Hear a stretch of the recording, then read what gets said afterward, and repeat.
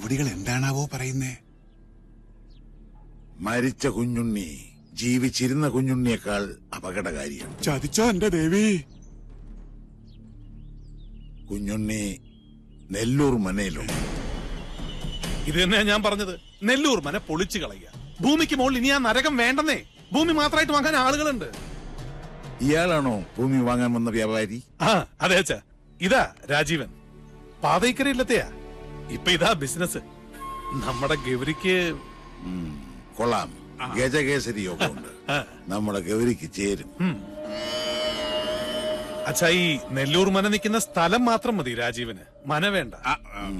കരിമരുന്ന് കൊണ്ട് വീട് പൊളിക്കണ ഒരു പാർട്ടി ഉണ്ട് കവളപ്പാറയില്. വിളിക്കണോ? സാവിത്രി വെള്ളിവാളിൽ ആവാഹിച്ച് ഇവിടുത്തെ മച്ചിൽ കുടിയിരുത്തണം. എന്നിട്ട് മതി കമ്പക്കെട്ട്. മനസ്സിലായോ? ശരി അച്ഛാ. അയമോദന കാമധുഹോസ്തു അനന്ത അക്ഷീയമാണ സുരഭി സർവകാമീ സത്വോപതിഷ്ഠതു അജര നിത്യപൂത സുധാം തുഹാന അമൃതാഗ്നസ്തർപ്പയന്തു കുഞ്ഞുണ്ണി ശർമ്മണ ഉപതിഷ്ഠതു. ഇല്ല, കർമ്മ നോക്കണില്ല. കുഞ്ഞിനെ സ്വീകരിക്കുന്നില്ല. കണ്ടില്ലേ പവിത്ര അഴിഞ്ഞു വീണത്? പൂണൂല് വലത്തോട്ടിടാനും മണതിരിക്കണോ? ഒക്കെ കാണുന്നത് ദുർനിമിത്തങ്ങളാണ്. ഈശ്വര കാത്തോണേ.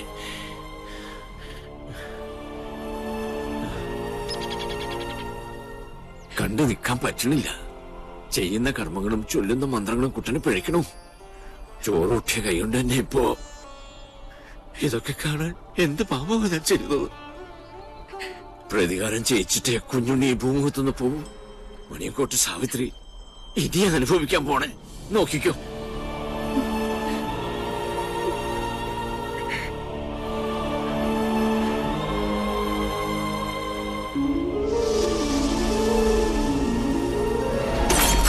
ഒരു പട്ടാഴി മാധവൻ. കേട്ടോളെ, നീ പഠിച്ചോ പഠിപ്പിച്ചൊക്കെ ഇന്നത്തോടെ മതി. എന്നെ ഒന്ന് വിട്, ഞാൻ വരുന്നില്ല. എനിക്ക് കല്യാണം വേണ്ട. ഞങ്ങൾ അറിയാതെ എന്ന് മുതലാ നിനക്ക് ഈ മാധവൻ ഉണ്ടായത്?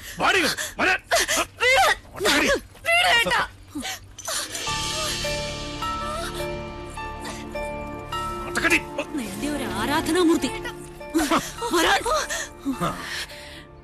അച്ഛാ, ഞാൻ മിണ്ടരുത്. നീ ഏത് നമ്പൂരിയുടെ ഭാര്യയാകണമെന്ന് ഞാൻ തീരുമാനിച്ചിട്ടുണ്ട്. അതല്ലാതെ ഏത് കാമദേവൻ വന്ന് എന്റെ കാൽ കീഴി കിഴിവെച്ച് സാഷ്ടാംഗം പ്രണമിച്ചാലും വിട്ടുകൊടുക്കില്ല കുത്തൻ. ഈ ടീച്ചറിനെ തിരിച്ചു വരില്ല എന്ന് പറഞ്ഞേക്ക്. തടയാൻ ധൈര്യം ഉണ്ടെങ്കിൽ വരാൻ പറ. പട്ടാഴി മാധവനോട്. Hello sir.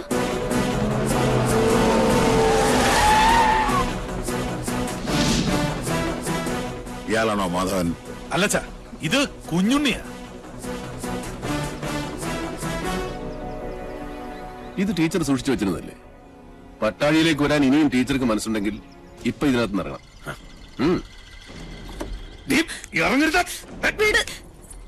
ധൈര്യമായിട്ട് വന്ന് കയറ്. കുഞ്ഞുണ്ണി കൊണ്ടുപോകും ടീച്ചറെ. ഒരുത്തനും നമ്മളെ തടയില്ല. നീ ഇവിടെ കൊണ്ടുപോകുന്നൊന്ന് കാണട്ടെ. ഈ കൂത്ത് നിന്റെ അമ്മയുടെ കൂത്തമ്പലത്തിൽ വെച്ചാൽ മതിട്ടോ മണിയൻകൊട്ട പോത്തെ. അവനവന്റെ പ്രായത്തിനും ആരോഗ്യത്തിനും ചേരുന്ന അലർച്ച മതി. ഇനി അലറിയാൽ മൂത്ത് നരച്ചെന്നൊന്നും ഞാൻ നോക്കൂല. അടിച്ച് മടക്കി പോത്തുണ്ടി ഡാമിൽ എറിയും. വാസോ, അടിച്ച് കൊല്ലടാ രണ്ടരയും. എന്താടാ?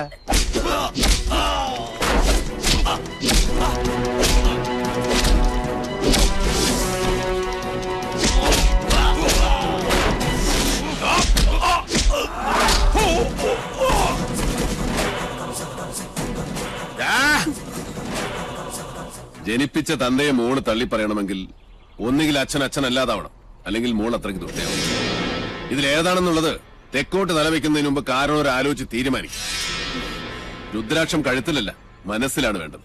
കേട്ടോ മോണിയൻകൂട്ട് രാവണം.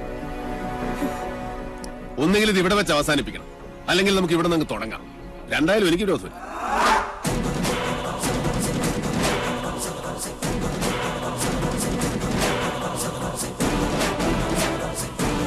അയ്യോ,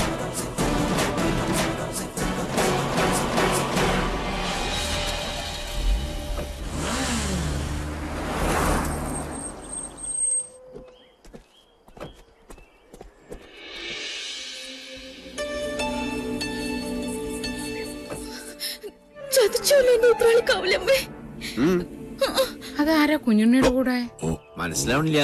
അതാണ് ആത്തേമ്മ. ചെന്ന് വേഗം പെർഫോമൻസ് തുടങ്ങിക്കോ. ആരാണാവോ? അമ്മേ, ഹായ്, എന്താ അത്? കുട്ടി ഏതാ?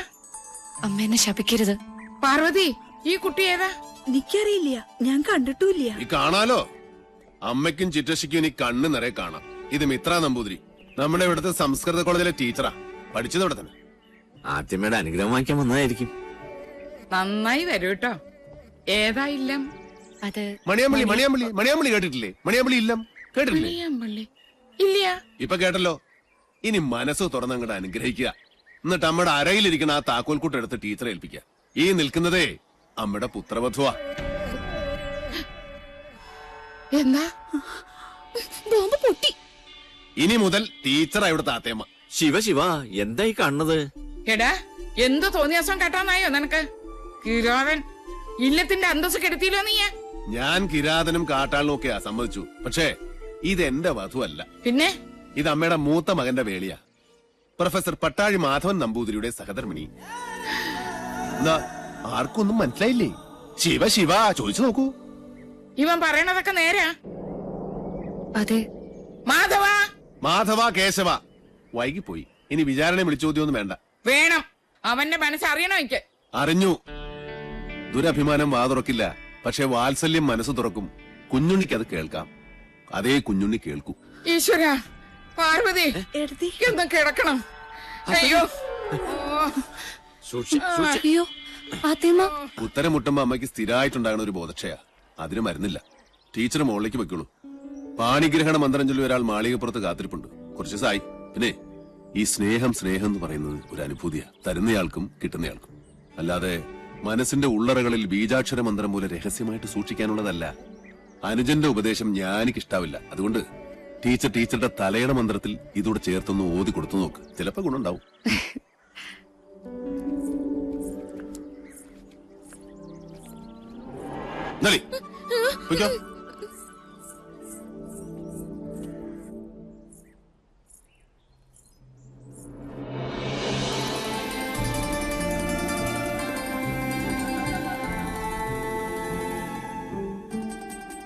കണ്ടുവല്ലേ, അഗ്നിയാകാനും ഹിമമാകാനും നിമിഷാർത്ഥം പോലും വേണ്ടാത്ത എന്റെ ഉണ്ണിയെ. പട്ടാഴിയിൽ ഒരു സ്നേഹപ്പാലാഴിയുണ്ടെന്ന് പറഞ്ഞപ്പോ താൻ വിചാരിച്ചു കാണില്ല അതിത്രയും ചൂടുള്ള ഒരു ചെങ്കടലായിരിക്കുമെന്ന്. അല്ലേ? മുൻഷുണ്ടി ലേശം കൂടും, അത്രേ ഉള്ളൂ. ഇങ്ങനൊരു അനിയനെ കിട്ടാൻ ഈ ഏട്ടൻ സുഹൃതം ചെയ്യണം. അനിയനോ? ജനനം കൊണ്ട് ഞാൻ മൂത്തതാണെന്നേ ഉള്ളൂ. കർമ്മം കൊണ്ട് അവനാ ഏട്ടൻ. പട്ടാഴിൽ എന്തിനും ഏതിനും കുഞ്ഞുണ്ണിയാ കേമൻ. അതെനിക്കിന്ന് മനസ്സിലായി. ഇത്രയും നാള് വിളിച്ച ദൈവങ്ങളോടല്ല, ഉണ്ണിയോടാ ഞാൻ നന്ദി പറയണ്ട്.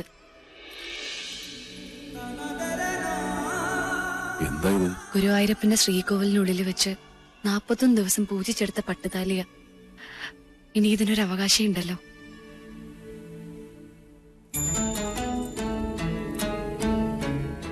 എന്താ ഇയാൾ ഉദ്ദേശിക്കണേ? എന്റെ കഴുത്തിൽ ഈ ചരട് കെട്ടിത്തരണം. ഇപ്പോ ഈ നിമിഷം. കൊള്ളാം. കൊട്ടും കുരവയും അഗ്നിസാക്ഷിയുമില്ലാതൊരു വേളി നടക്കട്ടെ. അതാവും യോഗം. എന്നാലും 1000 കർഗഹോമങ്ങളുടെ ബലമുണ്ട് എന്റെ ഉണ്ണിയുടെ ആശീർവാദത്തിന്.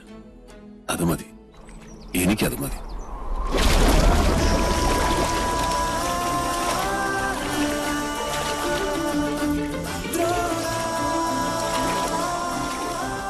ചെമ്പറയിലേക്ക് പോവാൻ തന്നെ തീരുമാനിച്ചോ? ഈ യാത്ര ഞാനായിട്ടല്ല, ഈശ്വരൻ നിശ്ചയിച്ചതാണ്. മാധവൻ പോയിരിക്കും.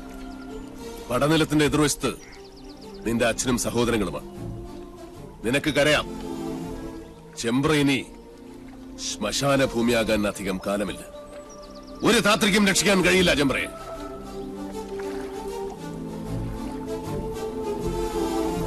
പോസ്റ്റ്മോർട്ടം റിപ്പോർട്ട് കിട്ടി. കുളത്തിൽ കിടന്ന് ശ്വാസം മുട്ടി മരിച്ചെന്നാണ് റിപ്പോർട്ട്. നെല്ലൂർ മന വിൽക്കാനൊരു നീക്കമുണ്ടെന്നറിഞ്ഞു. മന പൊളിച്ചു മാറ്റാനേ പ്ലാൻ. ഒരു ഗ്രഹം ഭൂമിക്ക് മുകളിൽ നിൽക്കണോ വേണ്ടോ എന്ന് തീരുമാനിക്കുന്നത് മനുഷ്യനല്ല. അതിന്റെ കണക്കും ഈശ്വരന്റെ കയ്യിലാണ്.